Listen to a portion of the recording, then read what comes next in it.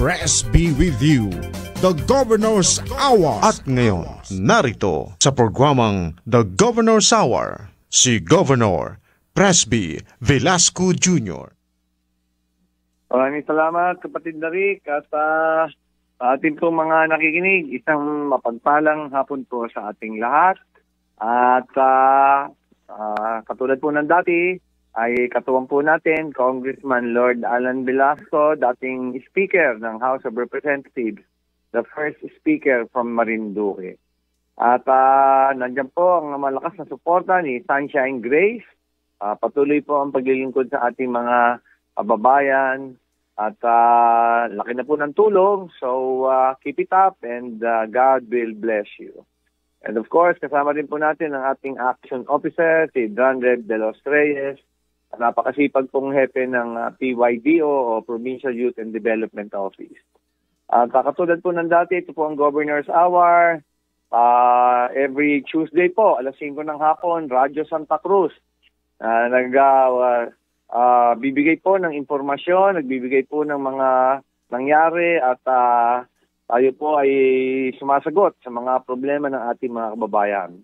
O, kamusta po, Santa Cruzin? Under po kay Mayor Marisa Red Martinez, mga Torreoseño, under Mayor Lorna Quinto Velasco, ang third term na mayor, dating Congresswoman, ang mga Bistan, taga Binavista po, under Mayor Bong Siena, mga Gaseño, under sa napakagaling po na Mayor Veterano, Rolly Tolentino, atin pong Buaqueño, si Mayor Army Carrion, at ang Mugpog po, mga Mugpogeño, mga kababayan, under kay Mayor Leo Libelo. So, nagbibigay po tayo ng ulat.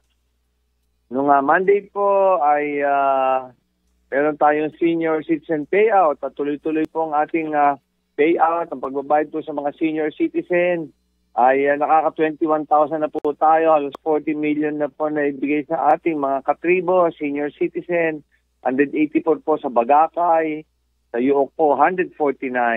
Sa 4 sa Binavista ay 423. Sa Ihato po sa Buwak, 250. At nung hapon nga po ay nag-meeting po ang task force Marcaper ng DNR at umattend po ang ating governor. Nandun po ang si Yusek CP David at si Undersecretary June Adobo at nandun po yung mga regional directors at ating pong mga kasama sa DNR. At tinalakay po namin ang paano i-rehabilitate ang Marcaper mining areas at yung paggawa po ng FS at yung mga ibang issues po, yung patungkol sa Buwak River, sa Mugpog River at Calangcan Bay ay tinalakay po yan. Ang objective po natin ay ma-rehabilitate po ito sa loob ng madaling panahon. At alam nyo naman po, yung mining disaster ay 1993 pa nangyari. Hanggang ngayon po ay inabandona ng Marcaper Mining Corporation itong ating minahan. Kaya nakatimwangwang ho at kaya po si Governor Presby, patuloy po si Congressman Lord ay patuloy po ng paggawa para po ma-rehabilitate itong na-damage na mining areas. Ano po? So napakaganda po nangyari ay ito po yung paumpisang meeting ulit at talaga pong tinututukan ito ng DNR. Maraming salamat po, Secretary Tony Loizaga na talagang purong-puro a genuine environmental champion. At dito naman po sa Buwak ay nagbigay po tayo 148 senior citizen payout, sa Balimbing 239, sa Buwak sa Moriones Arena 416 po. At ng October 17 po sa Gasan senior citizen payout 1,224. Nakita niyo po ang dami. Ano po sa Mahunig. At sa Santa Cruz po, sa Polo, 86. Sa Gasan po, sa Dili, 1,123 po ang ating payout na senior citizen. Sa Mugpog po, sa Ino, 183. Sa Laon, Mugpog, 110. Sa Mataas na Bayan, Mugpog senior citizen payout, 110. At nagkaroon din po tayo ng training of trainers sa agro-enterprise clustering approach. At alam niyo po, ay malakas po ang galaw na ng provincial government dahil po yung PAFES, yung Province-Led Agriculture and Fisheries Extension Services, ay nakaatang na po sa atin. Kaya tuloy-tuloy po ang ating pag-train ng trainers para lalo pong maikalat ang mga sistema at tamang approaches sa pagkuha ng yaman ng lupa. Ano ho? At noong October 18 ho ay nag-payout din ho senior citizens 51 sa Sayaw, 99 sa Banto, at sa Argao po ay 31. Tapos nagbigay din po tayo ng educational assistance sa ating mga estudyante medyo nahihirapan sa pag-aaral financially, ay 128 po na bigyan natin mga estudyante. Ano po?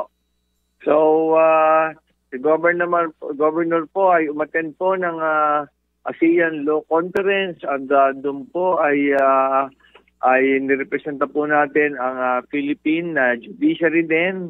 At magandang oportunidad po para makakaroon po tayo ng mga koneksyon para sa mga investors sa halos 10 na countries na nagko-compose po ng ASEAN.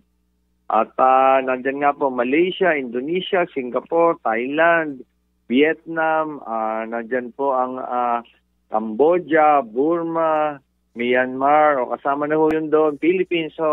So yan ho, halos mga 9 or 10 ho na ating mga countries at nakapag-establish po tayo ng koneksyon doon sa China Asia Economic Association. Na-meet po natin si Attorney Yu Yan.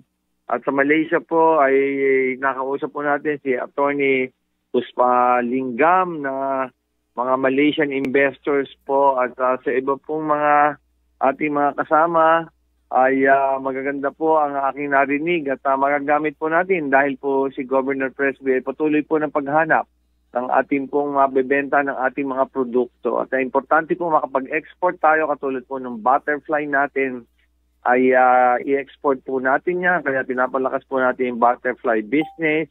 At ito pong ating mga BCO, yung high quality medium chain triglycerides, naghahanap po tayo ng merkado niyan. At pag naitayo na po yung facilities, ay tayo po ay mag-export ng mga ganyan. No? At nung Martes ho ay nagkaroon ho tayo ngayon ng dumating ho ang DSUD. Ano ho? At Department of Human Settlements and Urban Development, nandito po ang National Housing Authority, ang Human Settlements Adjudication Commission, ang Pag-ibig, ang Housing Development Mutual Fund, National Home Mortgage Finance Corporation, nandito po sila lahat. Yung patungkol po sa housing projects natin na makakatulong po sa atin. Ano ho? At nagkakaroon po sila ng caravan, information caravan sa 6 na bayan para po mapalakas ang housing project ni President BBM. Yan po ay nagtatarget ng 6 million houses in 6 years. Ano ho? So, ito nga yung Shelter Month Information Caravan, kaya po nagsalita si Governor doon. At kaninang umaga rin po ay nagsalita po si Governor sa meeting patungkol po sa Universal Healthcare. Ang topic po ay Health Leadership and Management Skills of Marinduque Stockholders. So, napakaganda po nito ay ating pong pinapalakas ng Universal Healthcare dahil po napaka-importante ng ating kalusugan at si Governor Presby at si Congressman Lord po ay nakatutok po sa ating kalusugan dahil alam po natin na healthy Marinduqueño will be instrumental in making the province very progressive and economically stable. Ano ho?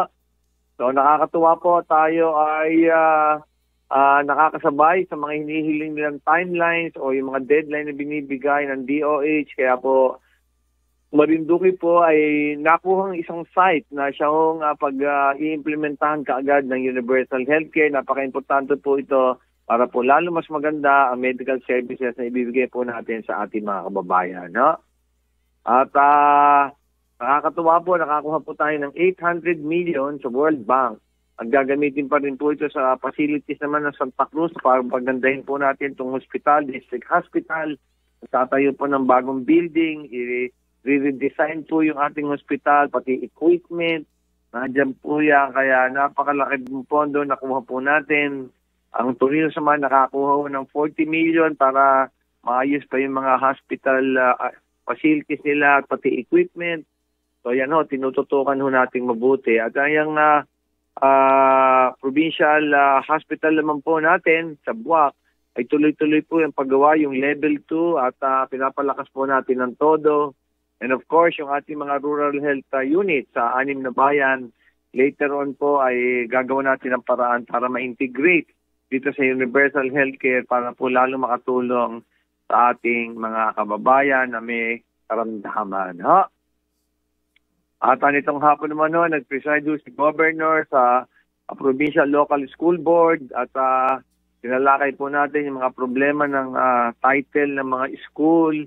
Tapos yung pagtatayo ho ng tayo National High School sa Barangay Poktoy.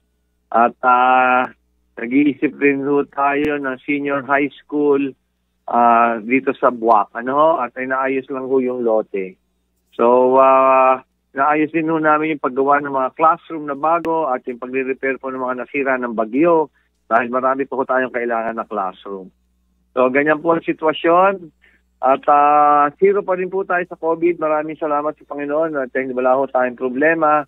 At yung isang problema natin, yung mga may alaga ng aso, ay itali nyo po dahil may mga aso po na parang carrier ng rabies o rabies. So, mag-ingat po kayo dyan sa mga asong gala. Kung mga pet nyo yan, itali nyo na, pabakunahan, o kung meron ho kayo nakikitang asong gala na iba yung galaw ng aso na parang medyo wala sa wisyo o ibang galaw. Makikita nyo ho yan at nakakagat ho ng tao yan. I-report ko agad sa barangay officials para mahuli at magawa ng proper na disposal. Mag-ingat po kayo sa mga stray dogs, kaya po yung mga may-ari ng stray dogs, itali niyo po yan kasi po ay yung 6 na bayan po ay manghuhuli ng mga stray dogs, pati po ang provincial government. At delikado po kasi sa rabies, meron na pong ilan nakagat. So pag nakagat po kayo dyan, ay naku po, delikado po ang ating buhay. Ang buhay po ang delikado dyan sa may rabies na aso. Kaya iniingatan po natin, may nangyari na pong incident na pumanaw dito po sa Buwak. Ayaw po nating maulit ito, kaya po yung mga stray dogs ay tabi na po natin, itali at paboktahan. So yun lang po ang report ni Governor Presby at tawagan po natin si Dranrep sa kanyang mga report sa mga tulong na ginawa ng mga humiling. Sige, Dranrep, take it away. Hello, Dranrep. Hello po. Sige, ikaw na. Magandang hapon po sa ating lahat. Magandang hapon po, Governor. Si Dranrep de los Reyes po ito, ang inyong pong Action Officer. At ngayon po ay nandito po ako ngayon sa Bolinao, Pangasinan sapagkat may inattendan po tayo na training of trainers for the Enhanced Population Awareness and Family Life Information. So ito po ay tatagal na hanggang Friday. Pero kahit ganun po man po, hindi po natin papabayaan ito pong ating pagtulong po sa ating mga kababayan. At simulan ko na nga po ang reporting natin. Unahin po natin yung mga tumawag at nag-text po nito pong nakaraang linggo po noong October 17, 2023. So naunahin ko na po si Ma'am Nelly Fidelino po ng Tawiran, Santa Cruz. Nahingi po siya ng medical assistance. So yung mga nakaraan po kasi natin concern gov at sa mga nakikinig po ay yun pong medical assistance po at educational assistance ay patuloy pa rin po nating ina-cater yung pong ating mga kababayan. So may nagpunta po sa office, ito pong si Ma'am Nelly, at sinabihan ho natin siya na after election ban po ay pwede po silang magpunta po sa ating pong office para po mabigyan po nitong medical assistance. Dahil nga po election ban, kaya po medyo limited po ang ating pong pagbibigay ng medical assistance. Ganon din po ang ginawa natin kay Sir Heriberto Roldan ng Aturan, Santa Cruz. At ayon po sa kanya, nagpa-check daw po ang kanyang asawa, nagpa-check up po ang kanyang asawa. At sa tingin po niya, ang medical assistance po na programa po ni Governor Presby ay makakatulong po para mabawasan po ang kanilang gastos sa mga reseta ng gamot. So ito nga po yung layunin ng medical assistance po ng ating pong lalawigan po sa pangunguna po ni Governor Presby. Kaya po yun pong ating mga kababayan, pwede po silang bumalik po after po ng election ban. So possibly po ay mga November 6 since next week po ay marami po tayong holiday. Ano po? So, yun po. Ito din naman po ay concern ni Sir Johnny Banal ng La Mesa, Santa Cruz. Bali, nahingi rin po siya ng kaunti pong ayuda po para doon sa kanya pong pamumuhay. Bali, niremind po natin siya na yun pong kanyang contact details at saka po mga pangalan at address ay atin pong itatabi. At once po na meron ng mga available na assistance na pwede po niyang applyan, ay atin po siya tatawagan. Ang huling concern po nung nakaraang linggo ay si Ma'am Norlita Riego po ng Dolores, Santa Cruz. Bali, kagaya po ng mga naunang concern, ito po ay medical assistance. Siya po ay na-aksidente sa Lipa at sinabihan ko po na pwede po siyang magdala ng mga requirements at magbalik po siya after po ng election ban. So possibly po ay November 6, Lunes po yun para po pumunta po sa ating tanggapan at magdala po ng mga requirements at para po mabigyan natin ng medical assistance. So yun lamang po at marami pong salamat at lahat naman po ng concerns ay atin pong natugunan just like the usual po. Thank you, Dranred. At nakita na, sobrang sipag ni Dranred. Kahit umattend ng seminar, ay nakatutok pa rin sa ating mga pangangailangan. No? So, Sunshine, we're now open for telephone calls or text messages. Okay?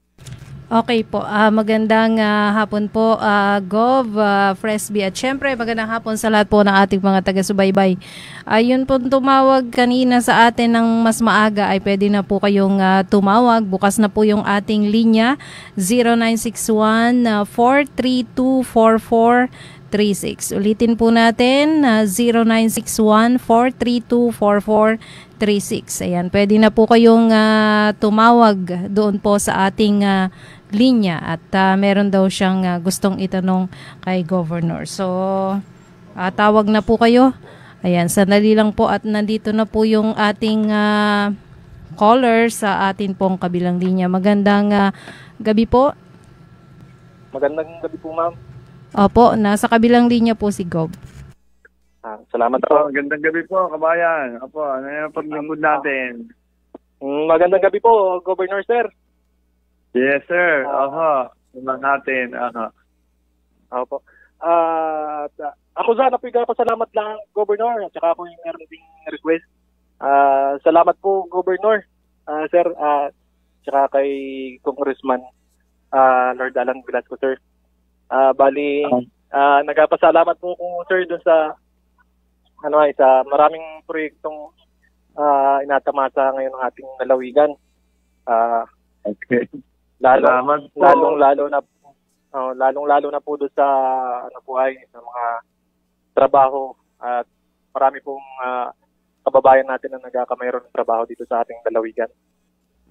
Opo, salamat po. At hindi po tumitigil tayo na magbigay pa tayo ng mga pampatrabaho at financial assistance. At alam natin gusto nating bigyan ng mga solusyon, mga problema ng ating mga kababayan. Opo. Maraming salamat po. At ako rin po pala kaya po ako yung napatawag ako po ay may request sana, Governor po. Ano yan? Bali, Governor po ay ako po mag-request sana ng isang training. Yung training po na request ko po ay tungkol sa pag-slaughter at saka sa meat cutting. Na kung saan po ay alam ko po na ang ating lalawigan ay may mga ilan ng AA na slaughterhouse kung saan po ay ito pong training na ito ay alam ko pong hindi lang ako bilang ako na nag-request ang mabibigyan ng benepisyo at maging na rin po ang marami pa nating kababayan. Sige, nakausapin ko si Director Sorry Amper, at magawa tayo ng training course para dyan sa mga patrabaho sa slaughterhouse, Oo. Mayo, kailangan mo natin yan, Brad. At mabuti, maganda yung mungkahi mo at i-discuss ko yun sa susunod na meeting ng TESDA. Oo, Apo, sir. Salamat po, sir.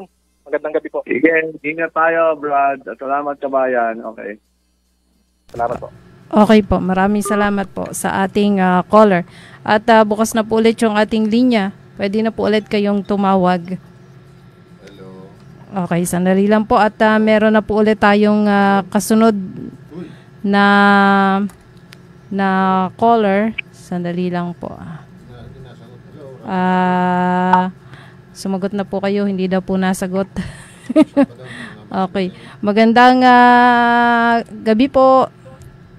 Magandang gabi rin po. Opo. Ako lang po may isa pong concerned citizen ng senior citizen ng Barangay Angas. Ako po may tanong lang kay Gobernador. Ano pong pangalan niyo, sir? Ay, huwag na po ang pangalan ko. Sige po, sige po. Nasa kabilang linya po si Gov. Sige, kabayan. Magandang hapon po. Magandang hapon po, Gov. Opo. May tanong lang po ako na ang may pension po baga na isang senior citizen ay hindi na qualified sa social pension. Sa social pension. Yung kung kung kayo ay SSS o GSIS na nagpe-pension ay hindi pa ho inaalaw yan eh. Yun ho yung pinaglalaban natin at kailangan ho maamyendahan yung legal provision dahil kasi nakalagay ho eh. So anyway, tinatrabaho ho natin na mabigyan din ho yung mga nagpe-pension ng social pension ng ating Ang kaso lang ho, ay kakaunti lang naman pension ko eh, $2,000. Yun na nga po eh, kaya naiintindihan ko po yung hindi ka pares nung iba.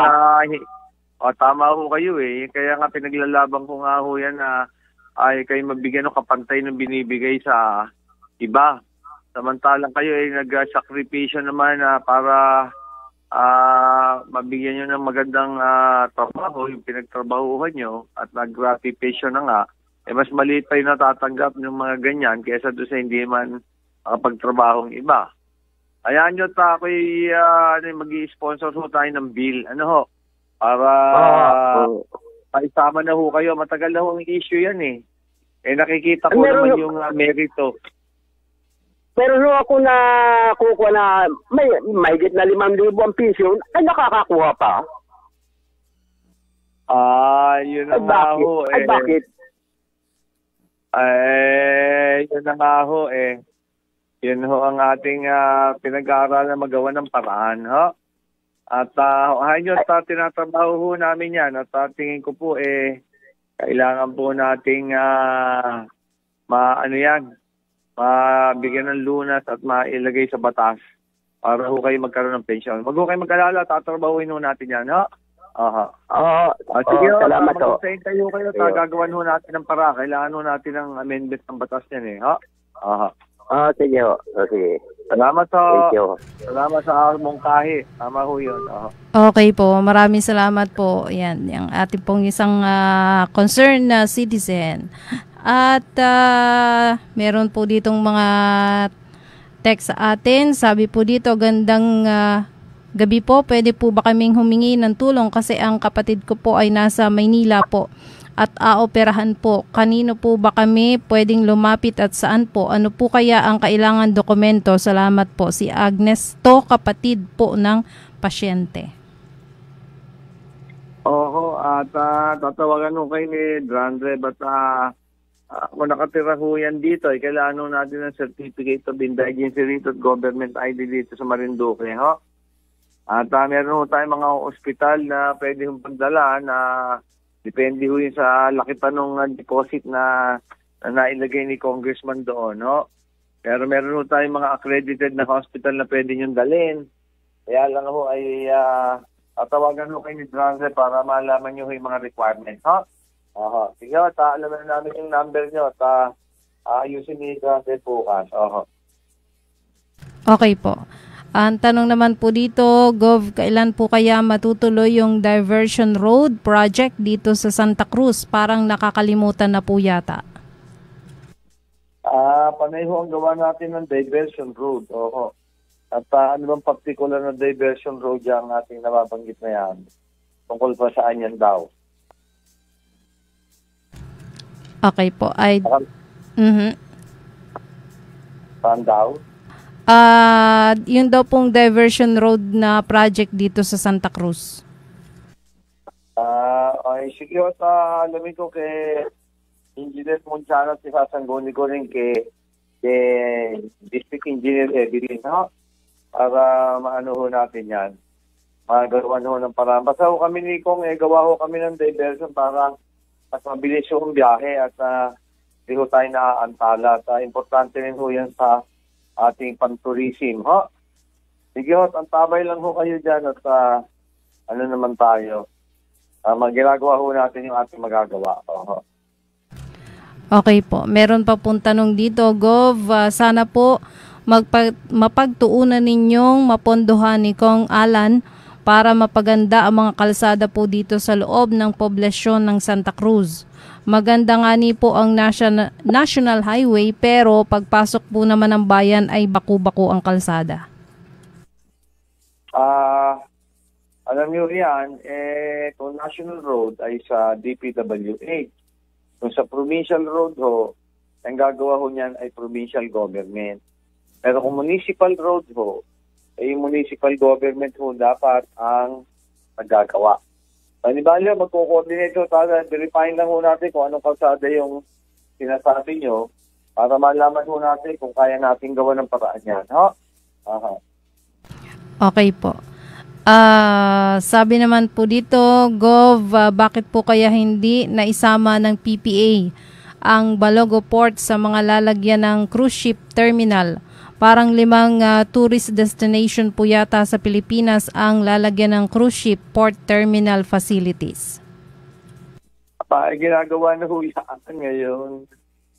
Inuumpisahan na ho yung Balogo Port para ho yan sa trade, yung mga malalaking cargo vessel at cruise ship. Pag nangyari ho yan, matutuwa ho kayo dyan sa Balogo dahil dyan ho namin. Actually, inuumpisahan na ho yan, nakantala ho dahil kumuha ng sa DNR ng clearance Pero na hong project yan, ginagawa na ho ng contractor. Nagsisimula na ulit. Mga 1-2 taon ho yan, makikita na kung gaano kaganda yung Balogo. Ano ito, Balogo Port ba? Sunshine? Ano? Opo. Sa Balogo Yung Balogo Port, talaga ho yan, pang cruise ship ho yan, tsaka yung mga malalaking vessel pang cargo. Matutuwa ho kayo dyan, mga Santa Cruz.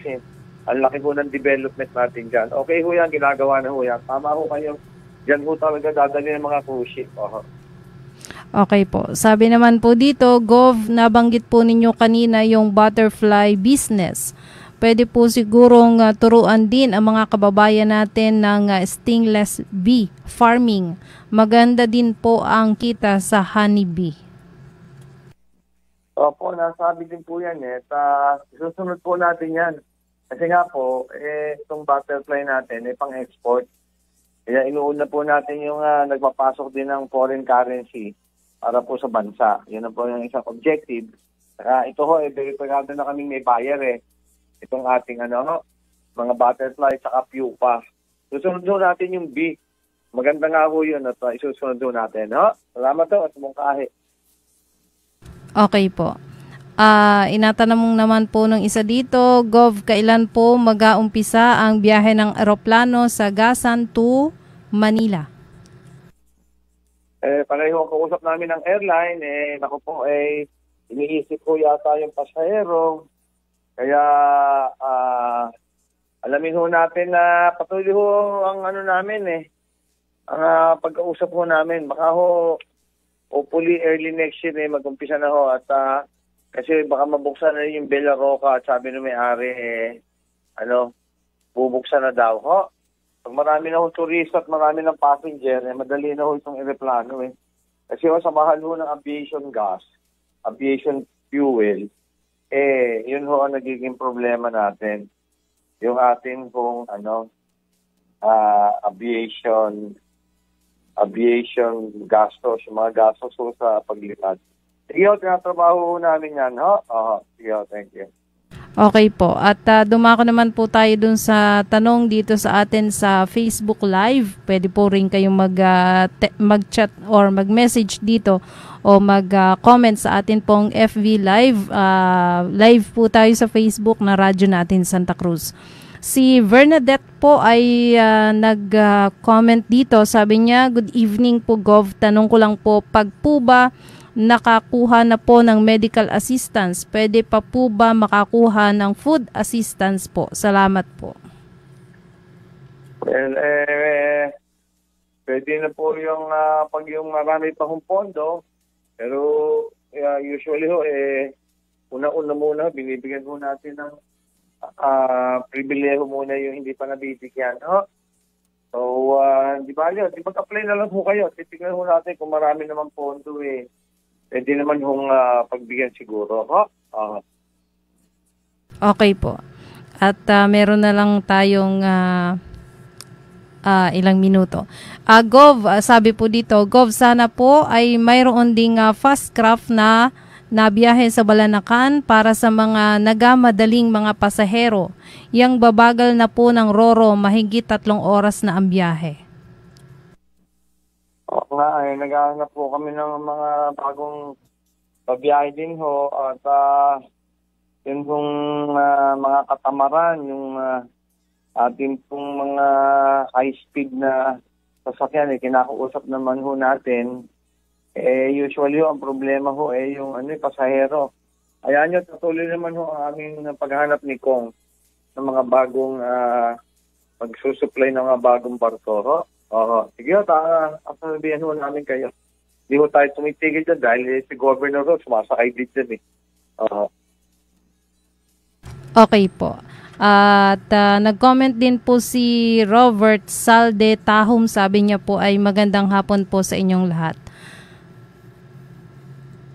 Okay po. At wala naman po siyang tanong dito. Okay? Kung wala na po kayong mga tanong sa sa ating wala na po kaming natatanggap pa ngayon na Gov, at ang oras po ay 2 minuto na rin bago mag 6:00 ng gabi. Sige po, at tapos na po tayo sa ating programa, Governor's Hour. Katulad po ng dati ay tayo ay nakahandang tumulong. Salamat po, Sunshine Grace, sa ating pagtulong sa mga kababayan. Pagpatuloy po natin yan at para nakakatulong po, napakagandang nakakatulong po, nakakasaya po.